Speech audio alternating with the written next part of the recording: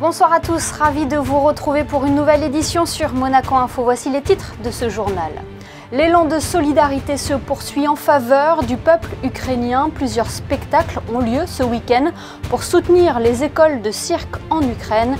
Nous avons assisté aux répétitions. Puis nous parlerons tennis, alors que le Rolex Monte Carlo Masters se poursuit. Nous analyserons cette première partie de compétition avec l'ancienne joueuse de tennis et désormais consultante pour Eurosport, Camille Pain. En ces vacances scolaires, nombreuses sont les activités proposées pour occuper vos enfants. Nous nous sommes intéressés ce soir à celles proposées par le Yacht Club de Monaco. Et puis nous reviendrons sur cette alliance surprenante entre le chœur de jeunes garçons de Notre-Dame de Liesse et l'orchestre des Carabiniers du Prince. Mais avant de développer ces titres, cette information que nous avons apprise aujourd'hui en fin de journée, remaniement au gouvernement princier. Christophe Robineau est nommé ministre des Affaires sociales et de la Santé. Il succède ainsi à Didier Gamerdinger qui occupait ce poste depuis le 1er juin 2017. Christophe Robineau est docteur en médecine, spécialiste en néphrologie et en réanimation médicale, actuel chef de service au centre hospitalier Princesse Grasse. Il prendra ses fonctions le 20 avril prochain. Dans un communiqué du Palais Princier, son Altesse Sérénissime, le Prince Albert II, a remercié chaleureusement Didier Gamerdinger pour son travail et son dévouement à la tête du département des Affaires sociales et de la Santé, dont la mobilisation est, je cite, particulièrement exemplaire depuis plus de 2 ans pour répondre à la crise sanitaire qui a touché la principauté et le monde. L'actualité en principauté, c'est aussi la solidarité qui se poursuit en faveur de l'Ukraine. J-1 avant les spectacles de charité au théâtre Princesse Grasse, un événement caritatif proposé par les organisateurs du Festival international du cirque de Monte-Carlo, sous l'égide de son Altesse Sérénissime la Princesse Stéphanie. Yannick de Bever et Sylvain Péroumal ont assisté ce matin aux dernières répétitions. Des regards qui ne laissent rien passer.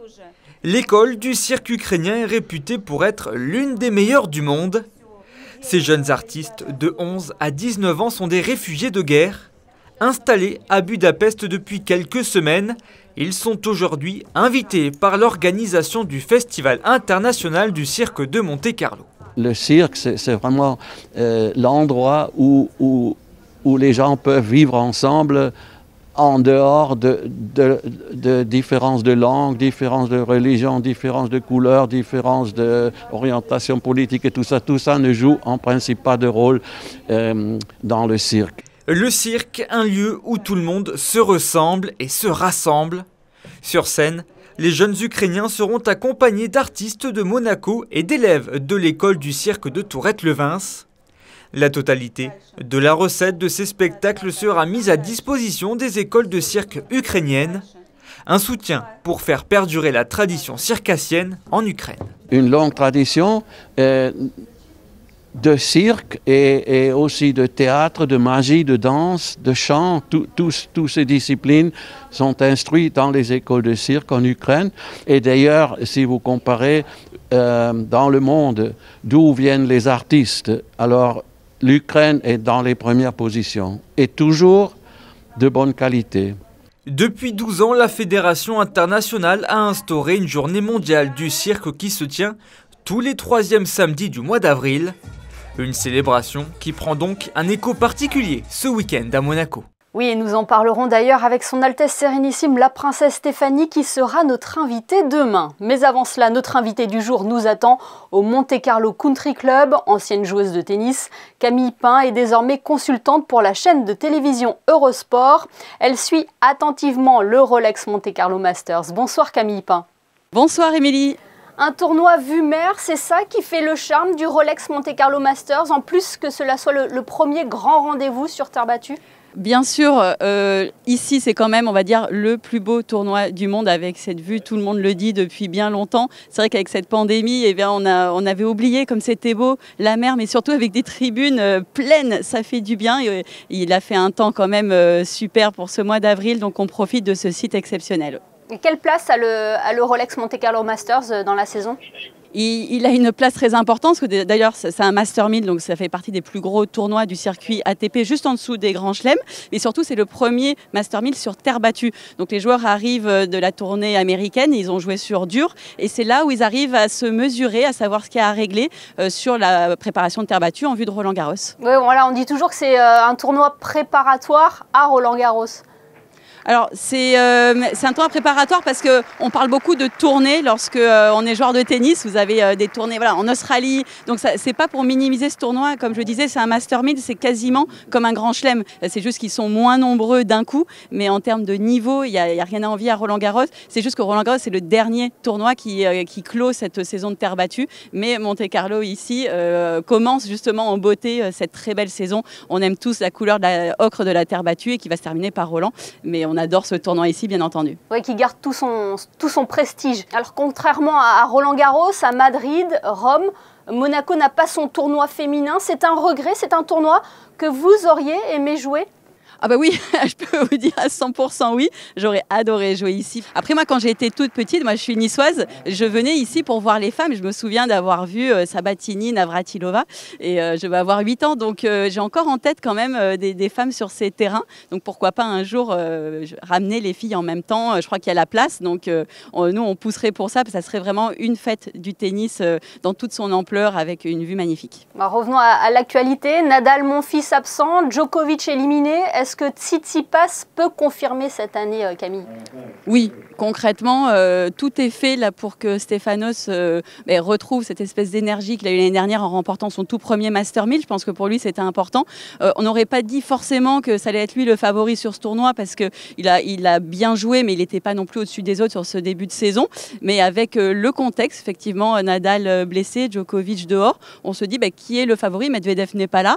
Chaque joueur, on voit aujourd'hui Alcaraz qui vient de très bien jouer, est sorti. Donc je trouve que le niveau est très homogène. Mais en tout cas, il a cette expérience maintenant, en ayant gagné ici, d'aller peut-être au bout à nouveau. Mais ça sera quand même pas évident pour lui. Il faudra qu'il prenne match par match. Oui, vous avez mentionné Alcaraz. Il a gagné Miami. Il était très attendu ici. On parle de lui comme étant le successeur de Nadal. Est-ce que c'est un petit peu trop tôt pour le dire? Non, alors ce qu'il a montré, honnêtement, sur dur, qui à la base n'est pas forcément sa surface, montre qu'il va suivre les pas d'un Rafael Nadal. C'est obligé. Vous vous rendez compte, il a 18 ans. L'année dernière, il était 130e mondial au mois d'avril. Il arrive sur son premier tournoi ici à Monte-Carlo en tant que 11e mondial à 18 ans. Donc il surfe vraiment sur l'énergie qu'a mis Rafael Nadal depuis toutes ces années. Et il va vraiment prendre sa place, ça ne fait aucun doute. Après, qu'il perde au premier tour ici, alors qu'il vient de remporter son premier Master 1000 sur dur, honnêtement, c'est pas très grave. Il a joué un très bon Sébastien Corda, il faut qu'il prenne ses marques. Mais je dirais, ce qu'il a montré mentalement à son âge, c'est extraordinaire, exceptionnel. On a l'impression que rien ne va le perturber et qu'il gère très bien les échecs. Et je pense que d'être un bon joueur de tennis, c'est bien gérer les échecs. Oui, il y a pas mal d'attentes, pas mal de pression quand on pratique le sport de haut niveau.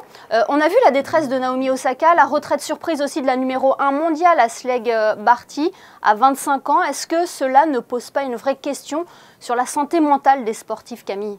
Je pense que dans tous les métiers où vous avez un enjeu important, des attentes, bien sûr qu'il faut soigner la santé mentale de chacun. Parce que je trouve que ça s'est aggravé depuis qu'il y a les réseaux sociaux et que les joueurs se font attaquer directement. Ce qui n'était pas le cas dans ma génération, où on n'était que attaqué en conférence de presse éventuellement, mais c'était quand même des professionnels journalistes qui nous interviewaient. Donc c'était assez limité, on était beaucoup plus protégés. Parce que la santé mentale, c'est pas uniquement l'échec sur le terrain, c'est vraiment de se faire agresser par des personnes extérieures qui vous rabaissent et vous vous sentez tout le temps en échec. Une dernière question, Camille, bien évidemment, un pronostic pour ce Masters? Je pense honnêtement que Tsitsipas a le potentiel pour le faire, comme on le disait. Après, il peut y avoir des surprises. Un Rude sur terre battue, il peut être un bon outsider. On n'en parle pas trop, alors qu'il est il a gagné énormément de matchs l'année dernière, 4 tournois. Donc, il est en train de prendre un petit peu de bouteille, le Norvégien. Il se sent très bien ici. Donc, il peut y avoir des outsiders comme ça qui pointent leur nez en finale. On va voir. On regardera ça de près. Merci infiniment, Camille Pin, d'avoir été avec nous. Avec plaisir, Émilie. Et n'oubliez pas, retrouver à 20h30 les experts Frédéric Elion, Christophe Paco et Laurent Orsini qui débrieferont les rencontres de cette journée de jeudi. Ils accueilleront le capitaine de la Roca Team, Léo Westermann. Le reste de l'actualité, c'est avec vous, Alexandra Pani. Bonsoir. On débute avec un point sur ce chantier qui perturbe la circulation en principauté. Bonsoir Émilie, bonsoir à tous. Effectivement, vous l'avez remarqué, il était un peu plus compliqué de circuler dans les rues Monégasque en début de semaine, en cause des travaux indispensables réalisés dans le cadre du projet Grand Ida et de son futur parking. Pour limiter les nuisances sonores, le gouvernement a choisi d'entreprendre ces travaux exclusivement de jour. Ils ont été programmés durant cette période de vacances scolaires où le flux de circulation est moins dense malgré quand même la tenue du Monte Carlo Rolex Masters. La voie de circulation appelée dorsale sera donc fermée selon certaines plages horaires. Pour les connaître en détail, vous pouvez vous rendre sur le site yourmonaco.mc. Dans un tout autre domaine, le groupe Venturi s'investit dans le domaine spatial. Après la conquête sur Terre, Gilles de Pastor vise à présent l'espace. Venturi Lab est une nouvelle entité basée en Suisse, cofondée avec le docteur Antonio Delfino, ancien responsable du département chimie et physique de Michelin. L'objectif de cette nouvelle structure est d'inventer et fabriquer des solutions de mobilité capables d'affronter les conditions environnementales extrêmes de la Lune et de Mars. Pour créer un partenariat avec la société 100% américaine Venturi Astrolab qui cherche à développer un rover pour les prochaines missions lunaires de la NASA et SpaceX. Une affaire à suivre de près, Émilie. Oui, et nous vous tiendrons bien évidemment informés. Merci Alexandra. Cela n'a échappé à personne, ces vacances scolaires sont baignées de soleil. Le printemps est là, une météo propice pour une sortie en mer. Le Yacht Club de Monaco organise justement des stages de voile. Plus de détails dans ce reportage de Fabien Bonilla et Lionel Bernardi. Ils sont 45, âgés de 6 à 15 ans, à s'être inscrits pour cette semaine de stage, le Sea Adventures Camp. Le rendez-vous est donné chaque matin dans les infrastructures du Yacht Club. Tout commence par une séance d'exercice physique. Allez, on se change. Place ensuite à la répartition des groupes portant des noms parfaitement adaptés. Les moussaillons âgés de 6 à 7 ans, les matelots de 8 à 9 ans, les aspirants de 10 à 11 ans et enfin les marins de 12 à 15 ans. Pour gérer l'encadrement, 7 moniteurs sont épaulés par 5 jeunes de la sélection sportive du Yacht Club. L'objectif du camp, c'est qu'à la fin de la semaine, les enfants ils soient à l'aise avec la vie en mer. On est à Monaco, on rentre, on sort du port et on se retrouve avec de l'eau profonde. Donc au niveau affectif, surtout pour les plus petits, c'est quelque chose de très important à vivre. Donc l'objectif, voilà, c'est qu'à la fin de cette semaine, les enfants ils soient bien sur l'eau et qu'ils s'amusent énormément. Plusieurs activités sont proposées tout au long de la journée, comme par exemple un parcours en salle où l'on travaille son équilibre et sa dextérité, du paddle en mer où l'on profite d'une eau à la température tropicale, ou presque, et enfin bien sûr, et c'est le but principal, de la navigation en mer. Qu'est-ce qui te plaît dans ce stage ? Le fait de faire de la voile et d'être en contact avec l'eau. Moi, ce qui me plaît, c'est surtout qu'on aille naviguer. Quand il y a du vent, on va assez vite. Ce qui me plaît, c'est qu'on allait aller naviguer et qu'on s'est amusé. S'amuser, aller vite, être en contact avec l'eau, voici ce que propose le Sea Adventures Camp. Ce stage a débuté lundi pour s'achever ce vendredi. Et à les entendre chanter sur leur planche, l'aspect ludique de cet enseignement a l'air de plaire. Et la prochaine session du Sea Adventure Camp aura lieu lors des prochaines vacances cet été. Ces vacances scolaires tombent en pleine fête de Pâques et qui dit Pâques dit forcément chocolat, Alexandra. Oui, petits et grands, dans les allées du parc Princesse Antoinette, il faudra ruser pour trouver les œufs en chocolat bien cachés. Et de nombreux ateliers ludiques sont également proposés pour tous les enfants scolarisés à Monaco. L'inscription est gratuite, mais aussi obligatoire auprès de la boîte de jeux, car les places sont limitées. Un mot à présent du Street Art Challenge Junior qui aura lieu en juin prochain. Après une première édition réussie en 2019, l'événement n'avait pu être renouvelé en 2020 et 2021 pour cause de crise sanitaire. Le concept s'inscrit dans le cadre de l'Urban Painting Around the World qui reçoit chaque année des street artistes internationaux confirmés. Le Challenge Junior s'adresse lui aux jeunes de la principauté de la 4e à la terminale. 3 équipes de 5 participants maximum seront sélectionnées. Si vous êtes intéressé, il faut déposer le dossier pour votre équipe avant le vendredi 20 mai. Et enfin musique, avec cet habitué de la Principauté qui sera en concert le 23 mai à l'espace Léo Ferré. Ibrahim Malouf a composé pour ses 40 ans un nouvel album en 2020 qu'il propose en concert le lundi 23 mai à l'espace Léo Ferré, accompagné de son ami guitariste François Delporte. Une trompette, une guitare et 40 mélodies au programme. Vous pouvez d'ores et déjà réserver vos places. Intéressons-nous à présent à cette collaboration étonnante entre la maîtrise de garçons de l'Académie musicale de Liesse et l'Orchestre des Carabiniers du Prince. Ils se produiront ensemble lundi prochain à Monaco. Alexandra Pagny et Orazio Gaggino ont assisté aux répétitions.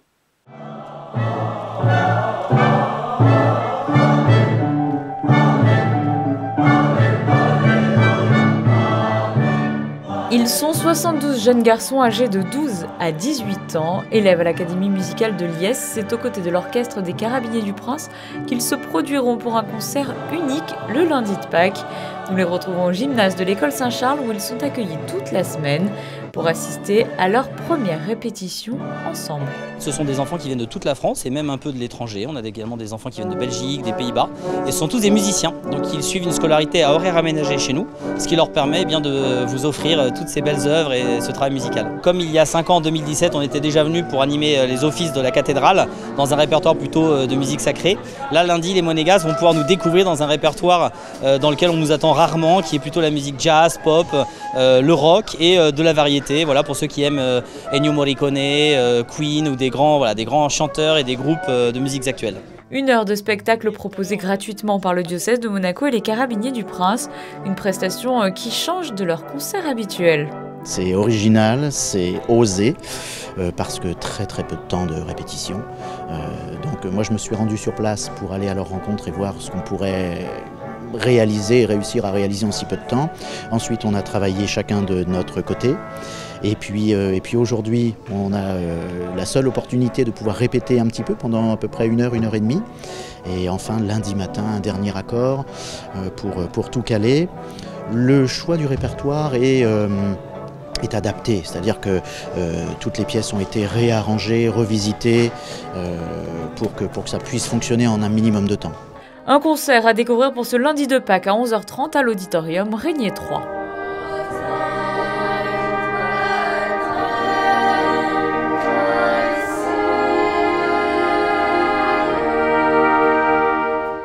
Et précisons que l'entrée à ce concert est gratuite. Jetons un coup d'œil sur les prévisions météo. Avant de refermer ce journal, quelle est la tendance pour la journée de demain, Alexandra ?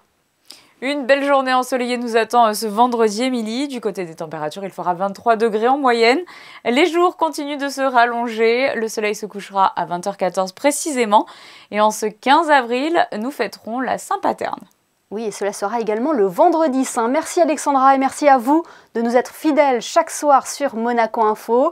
On se quitte en images avec les photos de Michael Alesi qui vous emmène ce soir à la découverte de l'exposition Song Without an Ending de Sophia Stevie. Nous y reviendrons d'ailleurs plus en détail dans notre édition de demain. Excellente soirée à tous sur Monaco Info.